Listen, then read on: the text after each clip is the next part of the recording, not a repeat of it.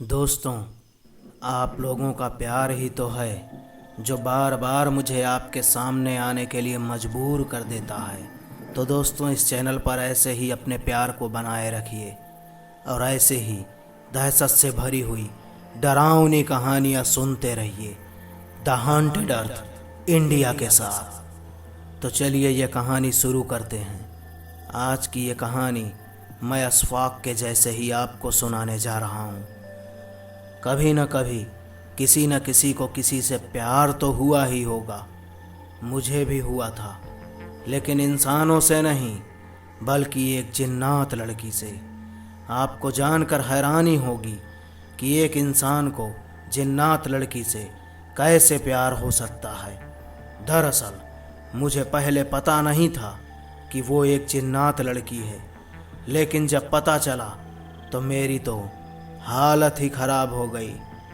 आज मैं आपको अपनी वो डरावनी, दिल को दहला देने वाली एक हॉरर स्टोरी बताने जा रहा हूँ।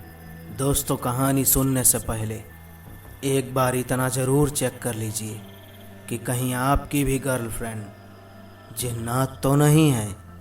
तो चलिए शुरू करते हैं। बात उन दिनों की है जब मैं कॉलेज में पढ़ाई करता था।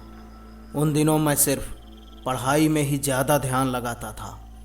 लड़कियों से मैं ज़्यादा मतलब नहीं रखता था।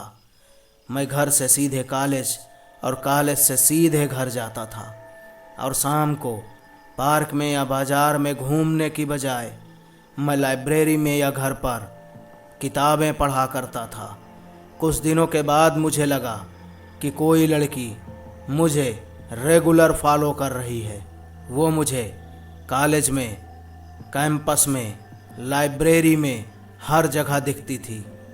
अब तो धीरे धीरे मैं भी उसके तरफ खींचने लगा था। मुझे वो लड़की अब अच्छी लगने लगी थी, लेकिन मेरी हिम्मत नहीं होती थी कि मैं उससे जाके कुछ कह सकूं। एक दिन मैं पहली बार अपनी क्लास को छोड़ करके कॉलेज के कैंपस में बैठा हुआ था, वो भी सुदूर एक कोने में जहाँ पूरा सन्नाटा था और वहाँ कोई आता जाता भी नहीं था। तभी वो लड़की अचानक से मेरे सामने आ गई और मेरे ही सामने आकर के बैठ गई। अब तो मेरी जैसे सांसें ही रुक गई हों। वो धीरे धीरे मुझसे बात करने लगी। मैं भी धीरे धीरे उससे बातें करना शुरू कर दिया। फिर ये सिलसिला लगातार चलता रहा। वो मुझे कभी भी, कहीं भी, किसी भी जगह मिल जाती और मुझसे ढेरों बातें करती। लेकिन कभी कभी मैं उससे ऊबता तो मैं कहता कि यहाँ से चली जाओ, लेकिन वो गुस्साने लगती और जाती नहीं। ऐसे ही चलते चलते बड़ा वक्त बीत गया। अब मैंने सोचा कि अब मैं उससे अपने दिल की बात कह दूँगा। बस मुझे अब एक अच्छे मौके की तलाश थी। फिर वो लड़की मुझे वहाँ से एक सुनसान इलाके में लेकर के चली गई। मुझे कुछ अजीब सा लग रहा था और मन में ख्याल भी बड़े अजीबोगरीब और डरावने आ रहे थे।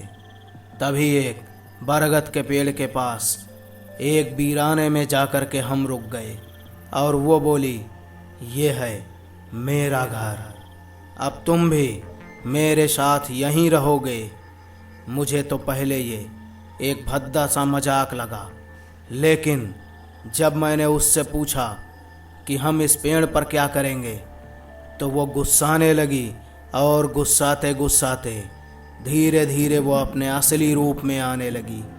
और जब मैंने उसके असली रूप को देखा तो अब मेरी हालत हद से ज़्यादा ख़राब हो चुकी थी, क्योंकि वो लड़की नहीं, एक जिन्नात थी। अब तो मुझे अपनी किस्मत पे भी रोना आ रहा था। मैं चिल्लाना चाह रहा था, लेकिन जैसे मेरे हलक से किसी ने ज़बान ही बाहर खींच ली हो। मेरे मुंह से कोई आवाज़ नहीं निकल रही थी। मैं भागना चाह रहा था, लेकिन चाह करके भी मेरे कदम उस जगह से हिल ही नहीं पा रहे थे। मैं हाथों को हिलाना भी चाह रहा था, लेकिन चाह कर मेरे हाथ भी हिल नहीं रहे थे। शायद मैं पूरी तरीके से उसके कब्जे में आ चुका था। सारी मेरी कोशिशें बर्बाद होती जा रही थीं। और उसके बाद मेरे ऐसे चेहरे को देख करके उसने थोड़ी मेरे ऊपर दया की। वो जिन्नात लड़की अब अपने पूरे रूप में आ चुकी थी, बेहद डरावनी दिख रही थी, और उसने मुझसे कहा कि तुम मुझे अच्छे लगते हो और अब तुम कहीं नहीं जा सकते हो, अब तुम मेरे साथ ही रहोगे। मेरे तो अब समझ में नहीं आ रहा था कि मैं करूं तो क्या करूं। अब वो लड़की अपने नुकीले दांतों से मेरे ऊपर हमला करने जा रही थी, या यूं कहें कि उस नुकीले दांतों से वो मुझे जान से मार देना चाहती थी। लेकिन तभी वो रुक गई और उसने मुझसे कहा कि क्या तुम कुछ और कहना चाहते हो? तो मैंने केवल हाथ जोड़ करके इतना कहा कि मुझे माफ़ कर दो, मैंने तुम्हारा क्या बिगाड़ा है, मुझे छोड़ दो। लेकिन वो केवल हंस रही थी और कुछ नहीं बोल रही थी। उसके बाद से मैंने देखा कि दूर मजार पर से एक पीर बाबा आ रहे थे और वो लड़की मुझे वहाँ से लेकर के एक खंडहर में चली गई और वहाँ पर वो मुझे तड़पाने लगी। मेरा सर बार बार इधर से उधर दीवारों पर लड़ रहा था।